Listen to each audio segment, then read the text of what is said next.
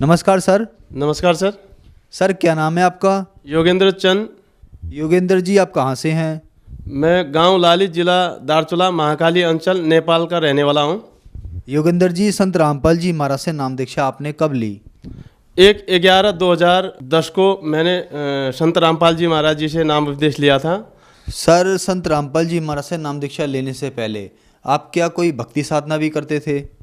जी, मैं हनुमान जी का 22 वर्ष तक मैंने साधना की है, और साथ में ब्रह्मा विष्णु महेश और माँ दुर्गा और भगवती की पूजा करते थे, जहाँ पे हमेशा हर महीने में या साल में हमेशा बलि चढ़ाते थे। और दुर्गा माँ की पूजा साल में भागवत और हिंदू समाज के मुताबिक जो भागवत होते हैं और ये लगाया करते थे। 9 दुर्गा पूजा करते थे, और जिसमें साल में काफ़ी खर्चा आ जाता था और लाभ कुछ भी नहीं मिलता था हमें, और ज़्यादा घर में ज़्यादा परेशानी ही रहती थी। घर में कभी बच्चे बीमार हो जाते थे, कभी माताजी बीमार हो जाती थी, और घर में कलेश भी बहुत ज़्यादा बढ़ते रहे। और भूत प्रेतों का इतना ज़्यादा दबदबा था कि घर में हर समय रोज़ाना कलेश और झगड़ा के सिवा और कुछ भी नहीं होता था। और पिताजी और मम्मी का तो हमेशा ही झगड़ा रहता था, जिस कारण से हमें काफ़ी परेशानी होती थी। और पूरा जीवन में मतलब पूजा इतना करते थे। माताजी भी लगभग बहुत ज़्यादा पूजा करती थी माँ दुर्गा की। जो हमारा मंदिर है भगवती मंदिर गांव में, उसमें हमेशा जोत जलाने के लिए डेली वहाँ पे पूजा अर्चना करते थे। घर में भी मंदिर बना हुआ था जिसमें रोज़ाना पूजा किया करते थे, लेकिन उस पूजा से कोई लाभ भी नहीं हुआ। और रात दिन घर में झगड़ा होना, घर में इतनी परेशानी हो गई थी कि हम लोग कर्ज में भी काफ़ी ज़्यादा डूब गए थे, जिसमें कम से कम 18-20 लाख रुपया कर्जा हो गया था। तो मैं काफ़ी परेशान रहता था कि ये कर्ज भी ज़्यादा बढ़ ही रहा है और घर में कोई लाभ हो नहीं रहे हैं। और पत्नी भी काफ़ी ज़्यादा बीमार रहती थी, जिसमें उसका एक पाँव हमेशा मतलब दर्द रहता था। सर, जैसे कि आपने बताया कि आपको बहुत ज़्यादा परेशानी थी, तो क्या संत रामपाल जी महाराज से नाम दीक्षा लेने के बाद आपकी परेशानियां ठीक हुई?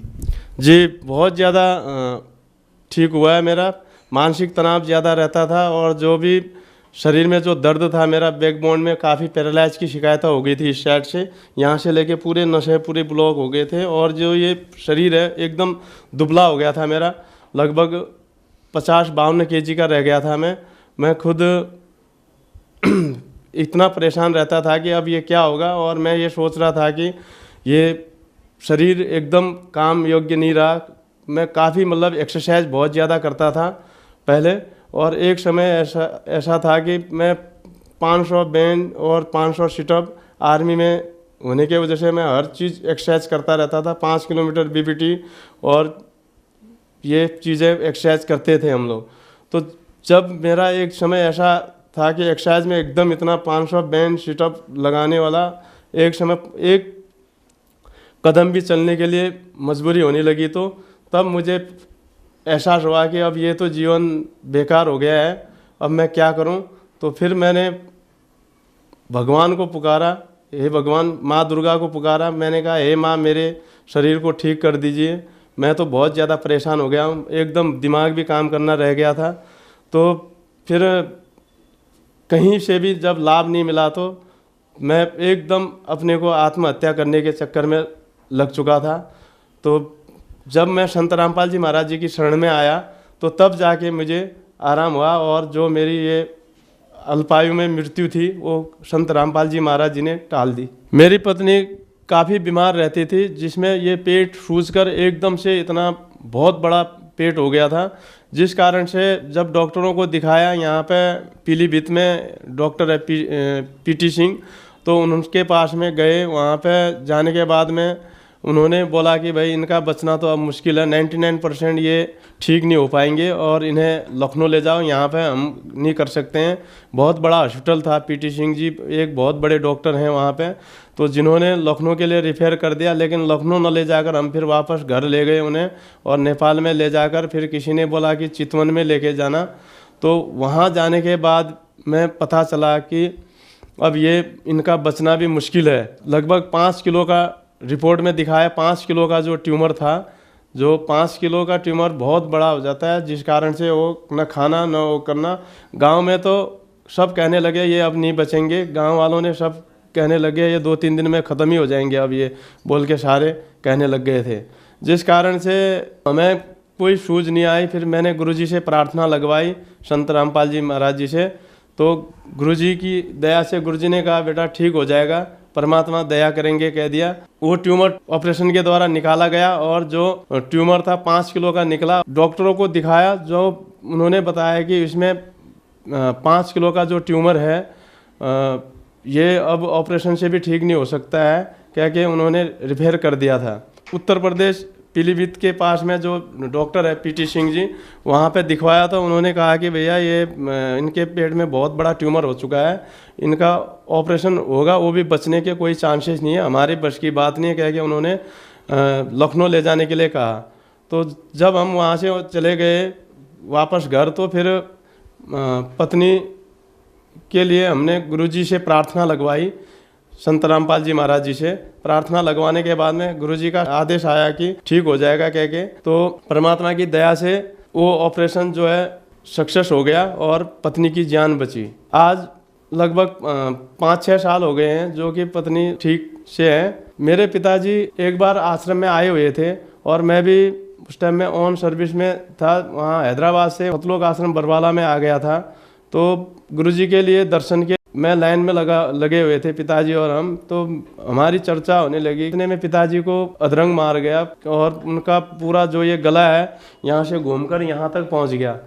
तो बाद में काफ़ी देर तक वो होता रहा। गुरुजी के दर्शन होके हम लोग जैसे ही चले गए तो फिर ये काल का बहुत ज़्यादा अटैक था वहाँ पे, और ज़्यादा मतलब उनका परेशानी होने लगी। गला बिल्कुल यहाँ से मुड़कर पूरा एकदम टेढ़ा हो गया। तो हम लोग वहाँ पर रोने लगे, चिल्लाने लगे। फिर मैंने गुरुजी से प्रार्थना लगवाई। उसी टाइम में गुरुजी के दर्शन हो रहे थे, तो गुरुजी ने आदेश दिया ठीक हो जाएगा, चिंता मत करो कहा। और फिर अमृत जल मांगा। अमृत जल जैसे ही दिया, पिताजी का जो गला एकदम से टेढ़ा हो रखा था वो सही हो गया। और फिर वहीं पर जो आश्रम में नॉर्मल हॉस्पिटल फर्स्ट एड के लिए बनाया हुआ था, उसमें नॉर्मल इलाज करके पिताजी ठीक हैं आज। हमारे घर में जो पिशाच पूजा होती थी, पूरे खानदान के लोग आते थे और वो पिशाच पूजा साल में एक बार किया करते थे, जिसमें माताजी भी बहुत ज़्यादा उसमें कांप जाते थे और घर में शांति के लिए ये सारा कार्य करवा लेते थे। लेकिन ये कोई कुछ उस पूजा से कुछ भी लाभ नहीं होता था और ज़्यादा घर में क्लेश झगड़ा बढ़ता ही रहता था।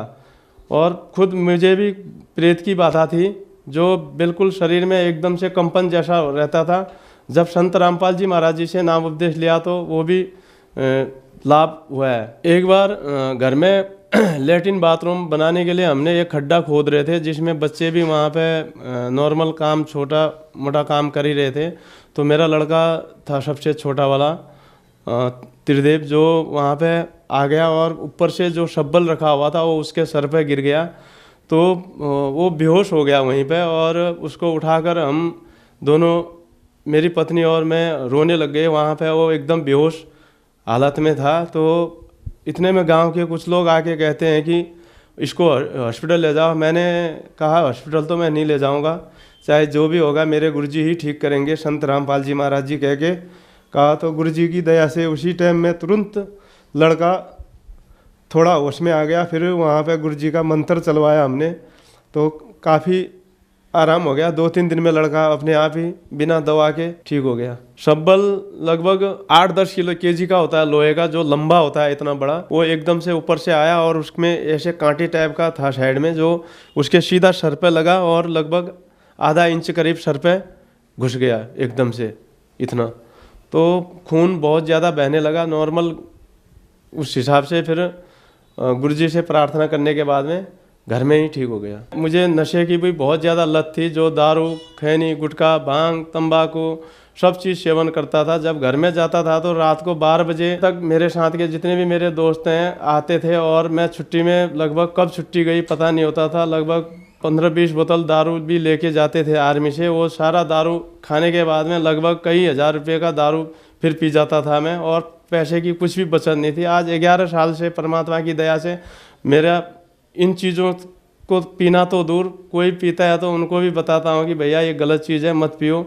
मैं जो दुख के दौर से गुजर रहा था, एकदम जो मेरे शरीर में जो पैरालाइज की शिकायत थी, जो मेरी आत्महत्या करने की जो ये प्रबल एकदम इच्छा हो रही थी कि मैं अब यहाँ हार चुका था इस संसार से, तो संत रामपाल जी महाराज जी की दया से आज मैं जिंदा हूँ। तो संत रामपाल जी महाराज जी की ही दया से हूँ। तो मेरे जो भी मैंने ये गलत व्यसन किए थे, दारू, मीट, मांस, भांग, तंबाकू, खैनी, गुटखा, ये सारी लत मेरी छूट गई। लोग कहते थे कि भाई 100 चूहे खाकर बिल्ली हंस को चले, लेकिन आज मैं जिस हिसाब से हूँ वो भी खुद कहते हैं कि भाई ये वाक्य ही पहले से अच्छा सुधर गया है, कुछ भी नहीं तो नशा तो नहीं करता है कहते हैं। मुझे भी बहुत खुशी होती है कि लोग कहते हैं कि हाँ भाई ये नशा नहीं करता है, और उतना नशा करता था और रात दिन दारू खाता था, और जिसमें अपने दोस्त भी बिगड़ रहे थे जितने थे, और पैसे का भी नुकसान हो रहा था। आज वो सारा पैसा बचत भी हो रहा है और बढ़िया अपने घर में सुख शांति भी हुई है। सर हम आपसे पूछना चाहेंगे, आप क्या काम करते हैं?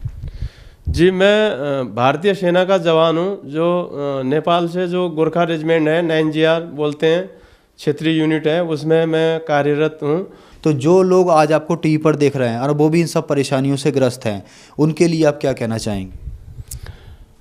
दास संदेश तो क्या दे सकता है, मैं ये प्रार्थना कर सकता हूँ कि जिस प्रकार से मेरे घर पे जो ये दुख का पहाड़ टूटा हुआ था और मेरे ऊपर में जो ये समस्याएं आई हुई थी, मैं खुद ही अगर आत्महत्या करने के कगार में पहुंच चुका था।